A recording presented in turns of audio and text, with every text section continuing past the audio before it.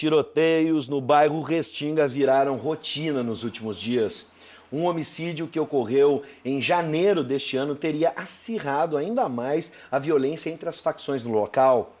Para analisarmos os porquês do avanço da criminalidade na região, nós contamos com a presença do coronel da reserva, especialista em segurança pública, Jorge Bencochea. Seja bem-vindo. Obrigado, é uma honra estar aqui para falar sobre esse tema aí, que é triste para nós, né, em Porto Alegrense, a violência que nós estamos tendo todos os dias aí. Bom, dá para a gente, um resumo, resumidamente, eu sei que é uma tarefa muito difícil, mas por que nós chegamos a esse ponto, esse nível de criminalidade, especificamente na Restinga? A gente sabe que tem outras regiões onde o conflito é intenso, mas na Restinga, dá para a gente entender diversos fatores, por exemplo? Esse fato, não podemos pontualizar na Restinga. Eu gostaria de colocar aqui, por favor, três importantes fatos que saíram na imprensa, na grande imprensa de Porto Alegre. Em 2008, Humberto Treze e mais 2 jornalistas, eles fizeram um levantamento das gangues que estavam em Porto Alegre, que estavam loteando Porto Alegre. Tá tocando terror, dominando as ruas, os bairros, impondo a lei na comunidade. Depois, em 2009, saiu uma crônica brilhante do nosso querido Paulo Santana, o Paulo Santana dizendo que as feras sociais estão soltas.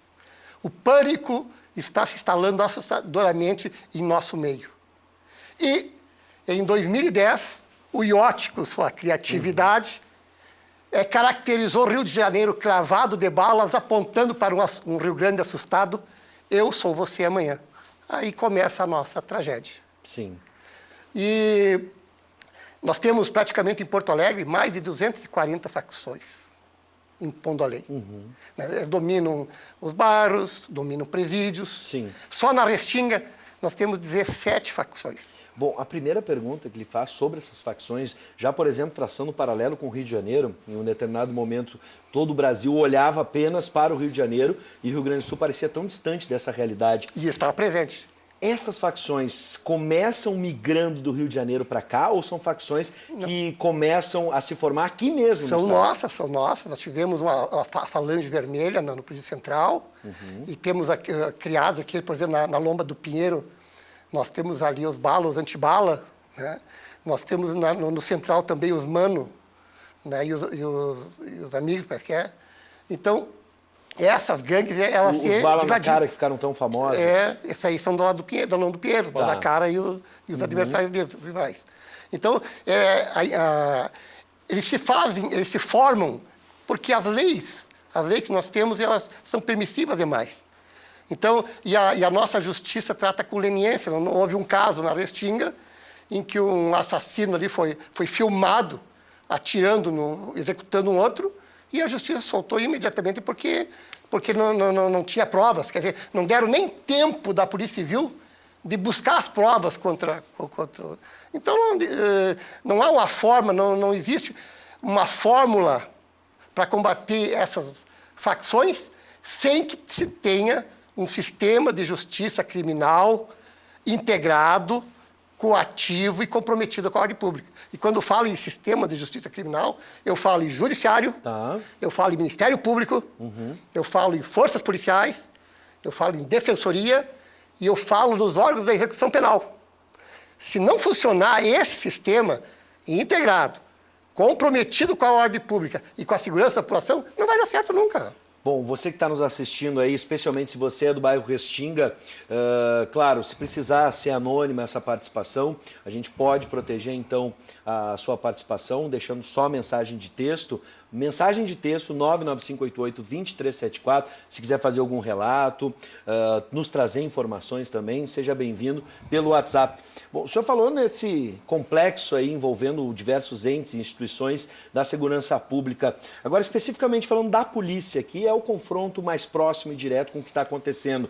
Existe condições de, hoje, a polícia tem condições de manter o enfrentamento de igual para igual com as facções? E também ele pergunta, se nesse caso a polícia deve agir apenas no confronto ou envolve, por exemplo, um investimento maior em inteligência para identificar quem são os cabeças, quem são os líderes?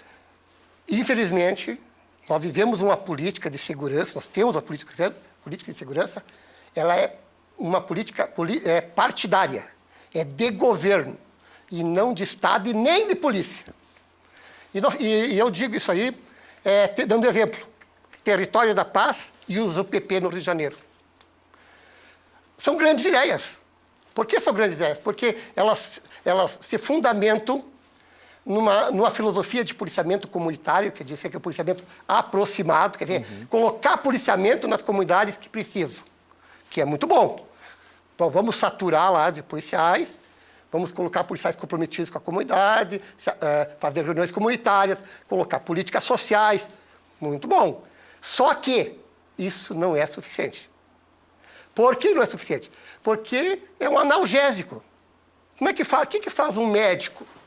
O médico, quando ele vai fazer o tratamento, ele te ouve, faz o diagnóstico, manda fazer exame. Tudo. Também, numa política dessa, ela tem que ser técnica. Então, tem que ter diagnósticos técnicos, tem que verificar quais são os problemas, qual é a força das facções, o que impede essas coisas não serem presas. Quer dizer, não adianta chegar lá, fazer um analgésico, de botar a presença policial, e o policial vai lá, vai inibir por um certo tempo, vai prender, mas os bandidos vão estar de volta. Por quê? Porque os presídios estão dominados por eles. A execução penal é irresponsável e omissa. E quando eu falo em execução penal, desculpe se eu estiver divagando, você pode me puxar de novo. Fica à vontade. Tá. Veja bem, um dos grandes pontos que nós temos aí de falha para que dê continuidade ao trabalho policial, e inclusive essa filosofia de polícia comunitária, da qual eu sou estudioso e gosto muito, porque ela aproxima da comunidade, ela se envolve, se compromete e tenta fazer alguma coisa para a comunidade. Mas ela não tem continuidade justamente na justiça, na lei e na execução penal. Lá na execução penal que nós falamos, e que geralmente você ouve a notícia em sistema de justiça criminal, em sistema prisional. Sistema prisional, não existe sistema.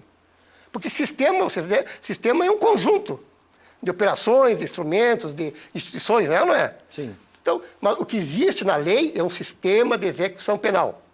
Nesse sistema de execução penal, envolve juizado de execução, Ministério Público de Execução, envolve os departamentos prisionais, envolve assistências da comunidade e envolve um Conselho Nacional de Políticas Criminais e Penitenciárias. E esse conjunto não está funcionando. No caso do judiciário, a gente tem quem se prende mal ou a lei é branda? Eu acho ou as duas coisas ao mesmo tempo? Não, se prende por... da ocorrência do delito, tem que ser preso. Só que quem vai ser preso cai numa audiência de custódia, que vai solto na mesma hora, vai para o presídio, que é dominado por eles, recebe vários benefícios lá e não tem nada. Ou é solto porque não tem presídio. Então, esse sistema de execução penal é falho. Mas falho por quê? Você falou no juizado. O juizado de execução tem por obrigação, por competência, apurar a responsabilidade sobre as ilicitudes e irregularidades dentro da execução penal. Por que ele não faz? Por que ele joga a culpa para o sistema prisional, que não existe? Ele teria que apurar a responsabilidade. Por que não constrói presídio? Quem não constrói presídio? Cadê as verbas? O Ministério Público tem que fiscalizar. Então, pelo que eu estou entendendo, pelo menos na sua perspectiva, é um jogo de empurra entre os entes. Exato. Quer dizer, não há um conjunto nessa solução. Só a polícia está com o pincel na mão.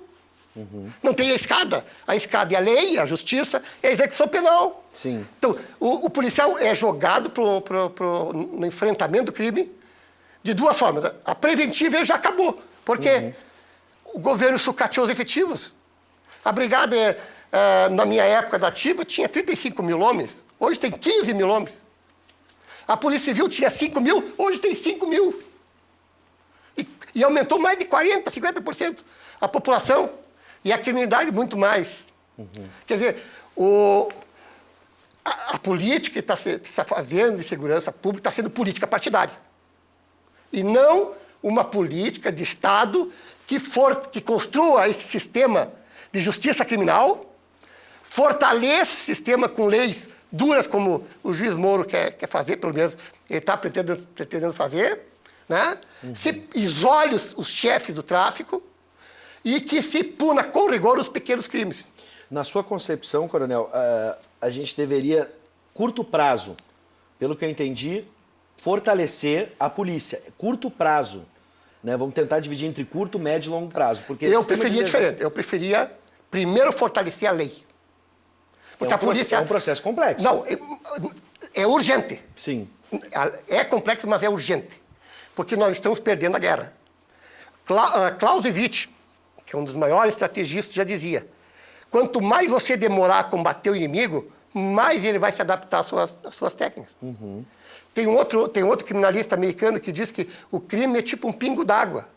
Quando cai, ele detona as estruturas. Sim. Quer dizer, tem que ser combatido imediatamente com lei e com justiça e com execução penal. Esse programa apresentado pelo ministro Moro, o senhor tem conhecimento, avança nesse aspecto? Avança muito e tem muito mais a fazer ainda. Tem muito mais. Porque daí, depois que nós tivermos em condições de lei, daí nós vamos ter condições de ter uma polícia. Eu dou um exemplo aqui. Dou um exemplo das UPPs e da intervenção federal. Como é que foi feita as UPPs? Mandaram os policiais para lá, achando que eles iam limpar aquilo lá, que iam dominar, e não foi assim. Ficaram abandonados os policiais. Para entrar lá, os policiais tinham que pedir permissão para poder trabalhar lá dentro. Porque não houve uma dominação das comunidades. Por que não houve? Porque não faltou a justiça, faltou lei para prender os caras, faltou prisão para manter eles isolados, faltou uma medida extrema que eu gostaria que o Brasil um dia tivesse, que era a extradição do traficante internacional. Vai extraditar dos Estados Unidos. No caso, aos presídios federais hoje. Vai para os presídios federais e não faça retornar, como aconteceu há pouco tempo aqui, que retornaram a maioria dos chefes. Né? Nesse caso do avanço nas comunidades, muitos especialistas dizem que não basta colocar o PP, mas, por exemplo, UPAs, a presença do Estado, a escola, a educação, isso é fundamental? É fundamental, mas desde que tenha a força da lei para tirar o crime lá de dentro. Senão os postos porque não vão ser fechados, claro. Toque de recolher. Então, e aí coloca a intervenção federal. Sim.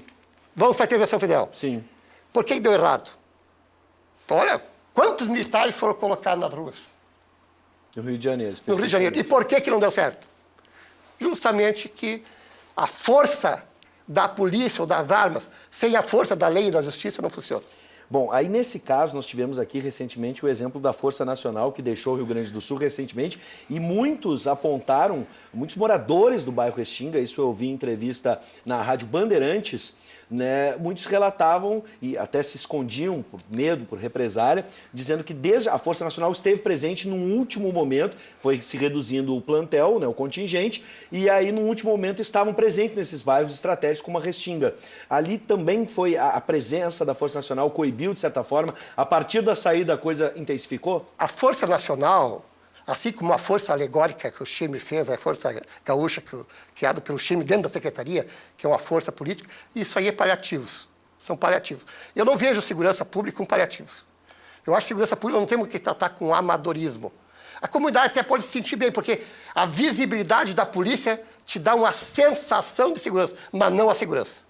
Porque no momento que eles saem, volta os assaltos, volta os roubos, volta as mortes. E eles não vão ficar por muito tempo. A Força Nacional é uma força constituída por policiais desviados de finalidade de outros estados. Sim. Como é que vai funcionar? Ela inibiu, mas não resolveu. Não. Você pode botar 1000 homens dentro da Restinga. Ela vai inibir, mas não vai conter o crime se os criminosos não forem presos. Eu até digo aqui, por exemplo, eu estava estudando um caso do Texas, que lá existia um problema grande do tráfico por parte das gangues de motos. Né? Como é que eles fizeram para conseguir reduzir o crime lá?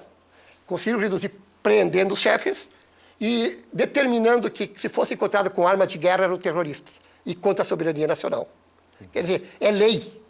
A intervenção federal ela falhou porque não teve do lado dela o estado de defesa.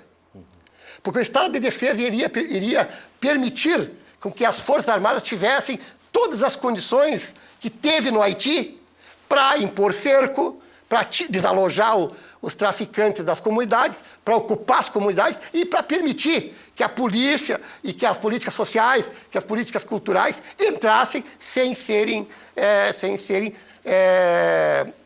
amedrontadas pelo crime. Sim. Então, para resumir, em curto prazo, nós deveríamos rever a nossa legislação, dando poder. Urgente, então, e construir o sistema de justiça criminal. Fazer uma sintonia, sim, que o judiciário entre no processo, que o Ministério Público entre no processo, né? Que pare de lavar as mãos e empurrar o problema todo para o executivo e todo para a polícia. Não. sim. Nós temos que ter hoje, o que nós precisamos é um sistema de justiça criminal sério. Porque se não houver isso, você pode fazer 1001 medidas. Você pode colocar milhares de policiais nas ruas, que não vai adiantar nada. Coronel, vamos para a tela, tem participação do nosso telespectador. Boa noite. Um dos problemas, deixa eu ver aqui, um dos problemas de segurança, no meu ver, é quando o preso sai da cadeia. Porque saindo da cadeia, a sociedade não dá chance para sair do crime. A recolocação, o emprego deveria ser feito de imediato com frentes de trabalho. Do contrário, o cidadão vai procurar ajuda financeira numa facção.